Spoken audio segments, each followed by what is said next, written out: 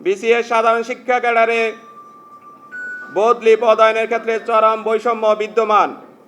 নির্দিষ্ট কিছু শিক্ষক কর্মকর্তা ঘুরে ফিরে মাধ্যমিক উচ্চ শিক্ষা অধিদপ্তর, ডিআইএ, ব্যানবেস, নায়েম, শিক্ষা বোর্ড, এনসিটিভি সহ বিভিন্ন দপ্তর এবং ঢাকা সহ বিভাগীয় ও জেলার প্রধান কলেজগুলোতে কর্মরত আছেন। অপরদিকে সৎ, যোগ্য, দক্ষ সাধারণ শিক্ষক কর্মকর্তাগণ প্রত্যন্ত অঞ্চল, হাওর, দ্বীপ, পাহাড় এবং জেলা উপজেলার ছোট কলেজে কর্মরত আছেন। এই বৈষম্য নিরসনে অবিলম্বে সুষ্ঠু বদলি প্রদান নীতিমালা জারি করে তা বাস্তবায়ন করার অনুরোধ করছি। সেই সাথে বিগত স্বৈরাচার সরকারের সময় বিভিন্ন বিসিএস সাধারণ শিক্ষা ক্যাডারের কর্মকর্তারা হয়রানি, বিভাগীয় মামলা শিকার হয়েছেন। তাদেরকে অবিলম্বে যারা হয়রানি শিকার হয়েছেন এই হয়রানিমূলক বদলি বাতিল করে তাদেরকে তাদের কাঙ্ক্ষিত জায়গায় পদায়নের আহ্বান জানাচ্ছি। শিক্ষা প্রতিষ্ঠান ও শিক্ষা সংশ্লিষ্ট দপ্তরসমূহে জনবলের ব্যাপক ঘাটতি রয়েছে। আপনারা জানেন 1981 সালের যে জনবল কাঠামো, সে অনুযায়ী শিক্ষা প্রতিষ্ঠানগুলোতে আমাদের জনবল রয়েছে। অনার্স মাস্টার্স কোর্স চালু আছে মাত্র 2 জন 3 জন 4 জন শিক্ষক দিয়ে। এনএ খান প্রবর্তিত 2014 সাল থেকে 2024 সাল পর্যন্ত সরকারি কলেজসমূহ সিজন বন্ধ রয়েছে। আপনারা জানেন 2 জন 3 জন 4 জন শিক্ষক দিয়ে কোনোভাবেই honours masters, degree pass course, intermediate এবং অন্যান্য কাজগুলো সম্পন্ন করা সম্ভব নয়। এর নাম সর্বস্ব, সার্টিফিকেট সর্বস্ব।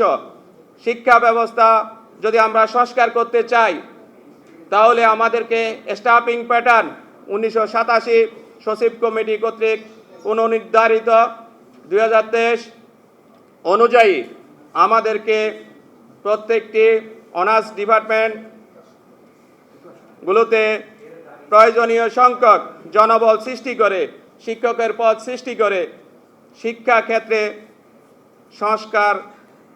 সংস্কারের পথ সুগম করার অনুরোধ জানাচ্ছি। প্রশাসন ক্যাডার সহ অন্যান্য ক্যাডারের নেই বিসিএস সাধারণ শিক্ষা ক্যাডারের কর্মকর্তাদেরকে 5ম গ্রেড থেকে 3য় গ্রেডে পদোন্নতি প্রদান করতে হবে।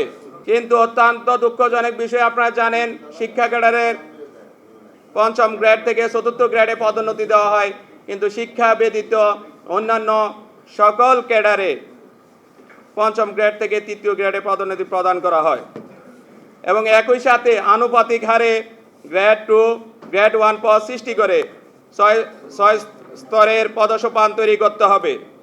শিক্ষার মতো একটি গুরুত্বপূর্ণ সেক্টরে সর্বোচ্চ 4র্থ গ্রেডে পদোন্নতির সুযোগ রয়েছে। প্রশাসন ক্যাডার সহ অন্যান্য ক্যাডার কর্মকর্তারা 5ম গ্রেড হতে 3য় গ্রেডে পদোন্নতি পান, কিন্তু শিক্ষা ক্যাডারের কর্মকর্তারা 4র্থ গ্রেডে পদোন্নতি পান এবং 4র্থ গ্রেডে আটকে থাকছেন।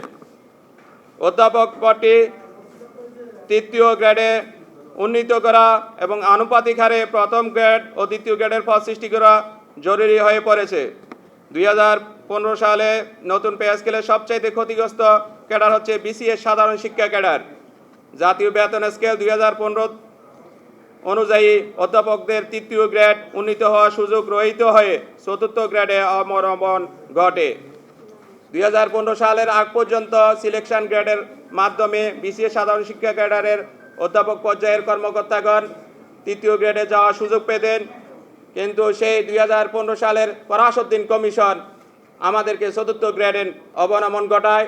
কিন্তু তখনকার স্বৈরাচারের কথিত নেতৃত্ব, বিসিএস সাধারণ শিক্ষা সমিতিতে চাপিয়ে দেওয়া নেতৃত্ব আমাদের সেই 3য় গ্রেড থেকে 4র্থ গ্রেডে নামিয়ে দিয়েছে। আজকে 9 বছর আমরা 3য় গ্রেডে যেতে পারি নাই ওই নেতৃত্বের কারণে, যার কারণে 2015 সালের পূর্বে সিলেকশন গ্রেডের মাধ্যমে বিসিএস সাধারণ শিক্ষা ক্যাডারের অধ্যাপক পদমর্যাদার কর্মকর্তাগণ 3য় গ্রেড পেতেন। এখন সেটা বন্ধ হয়ে 4র্থ গ্রেডে স্থির হয়ে আছে।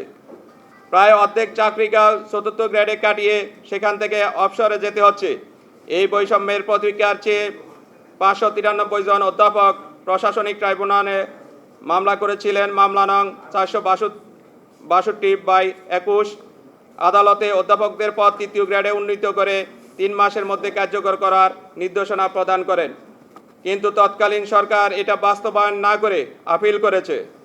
আমরা চাই প্রশাসন ক্যাডার সহ অন্যান্য ক্যাডারের ন্যায় শিক্ষা ক্যাডারে 5ম গ্রেড থেকে 3য় গ্রেডে পদোন্নতি দিতে হবে। শিক্ষা ক্যাডারকে অবকাশ মুক্ত করা খুবই জরুরি। শিক্ষা ক্যাডারকে অবকাশকালীন বিভাগ বিবেচনা করায় শিক্ষা ক্যাডার কর্মকর্তারা পূর্ণ গড় বেতনে অর্জিত ছুটি থেকে বঞ্চিত হচ্ছেন।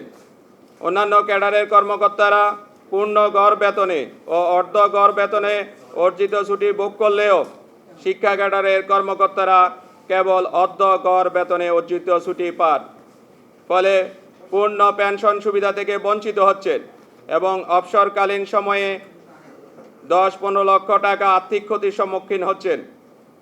প্রসঙ্গত গ্রীষ্ম ও শীতকালীন অবকাশে শিক্ষার্থীরা ছুটি ভোগ করলেও শিক্ষকগণ বোর্ড বিশ্ববিদ্যালয়ের আওতাধীন উচ্চ মাধ্যমিক, স্নাতক পাস ও অনার্স এবং স্নাতকোত্তর পরীক্ষাসমূহ ভর্তি, রেজিস্ট্রেশন, ফরম পূরণ সহ বিভিন্ন কারণে কর্মস্থলে উপস্থিত থাকেন। এলো খবরের কাগজ, নিখাত, নির্ভীক, নিরপেক্ষ।